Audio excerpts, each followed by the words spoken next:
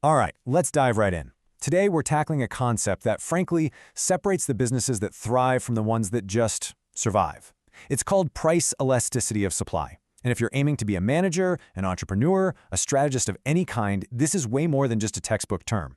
Think of it as a vital sign for your business. It measures how agile you really are, how well you can react, and ultimately profit from a changing market. So let's start with a thought experiment.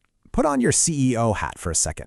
Imagine the market price for whatever you sell, a software subscription, a hotel room, you name it, doubles. Literally overnight.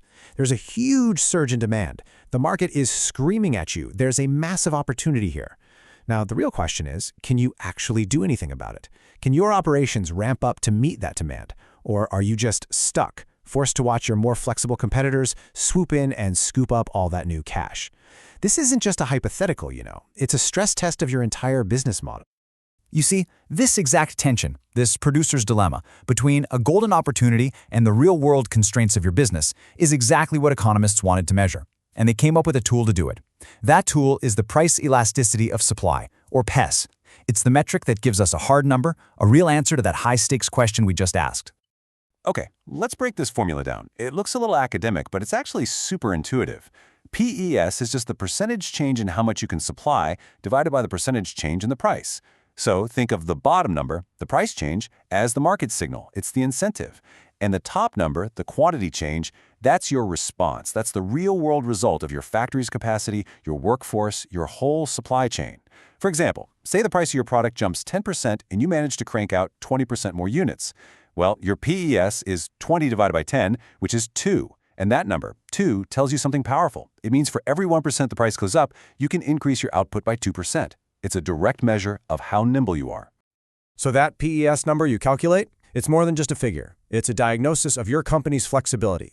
It basically sorts your business into one of two buckets. You're either elastic, which means you're built to adapt, or you're inelastic, meaning you're pretty much constrained by how you're set up right now. Let's look at what that really means. The magic number here, the dividing line, is 1. If your PS number is less than 1, your supply is what we call inelastic. This means even a huge price jump, say 50%, might only let you increase your output by, say, 10%. Your PS would be 0.2. You're operationally stuck. The classic example is a farmer mid-season.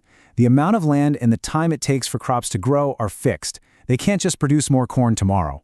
Now, on the other hand, if your PS is greater than 1, your supply is elastic. That same 50% price jump might lead to a 75% increase in your output. Your PS is 1.5. This means you're nimble. A software company is a perfect example, right? The cost to produce one more copy is basically 0. They can respond to a price change almost instantly. This chart just visualizes how huge the difference is in the real world. Let's imagine the market price for a product goes up by 20%. The Inelastic company on the left, they can only manage to boost their output by 10%. Their PES is 0.5. Yeah, they'll make a bit more money, but they're leaving a ton of opportunity on the table. Now, look at the Elastic company on the right. They use their flexibility to pump up output by a whopping 50%. Their PES is 2.5. This is huge. Not only are they making way more profit from the higher prices, they are actively stealing market share from their slower competitors. This isn't just about a good quarter. This is about fundamentally changing your position in the market. So, what's the single biggest factor that determines all of this? Is it money? Is it technology? Nope. It's time. Time is the ultimate resource that dictates how well a producer can respond. And there is no better industry to see this play out than in tourism. This quote right here from our source material absolutely nails it. Time is the absolute dictator. And what's so crucial to understand is that elasticity isn't a permanent label. A business isn't just elastic or inelastic forever. It completely depends on the time frame we're looking at. Right now, next quarter, or 5 years from now. Okay, let's start with the short run. Picture this. It's Friday afternoon of a huge holiday weekend. Demand for hotel rooms just goes through the roof. Now, if you're the hotel manager, your number of rooms is a fixed number. It's a hard constraint. You can't just magically build 50 new rooms by Saturday, right? It's impossible.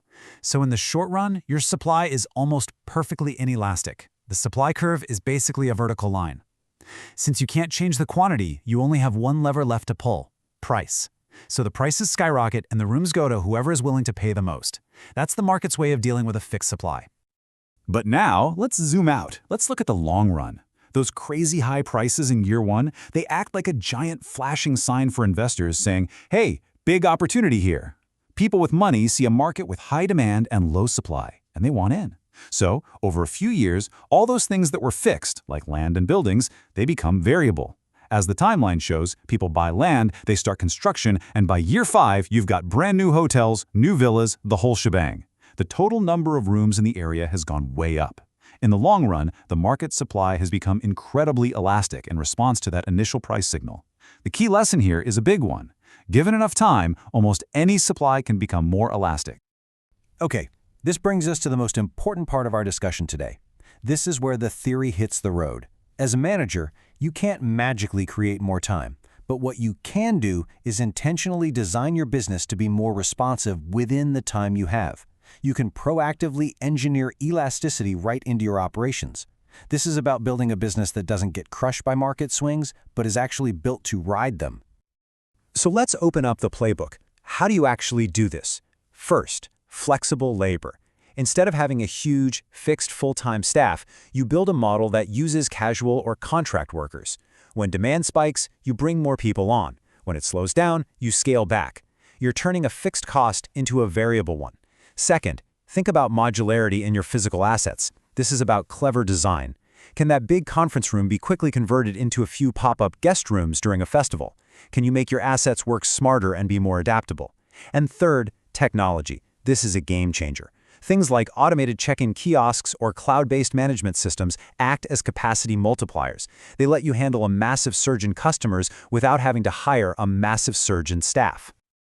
So, we end up right back where we started, but now you have a new way to look at things. Understanding price elasticity of supply changes how you view your own company. It's not just about being efficient, it's about being agile. A price surge in your market is like a giant wave of opportunity rolling in. So you have to ask yourself, is your business a nimble surfboard built to ride that wave to new profits and more market share? Or is it a concrete block, destined to be swamped by it? The answer to that question? Well, it just might define your future.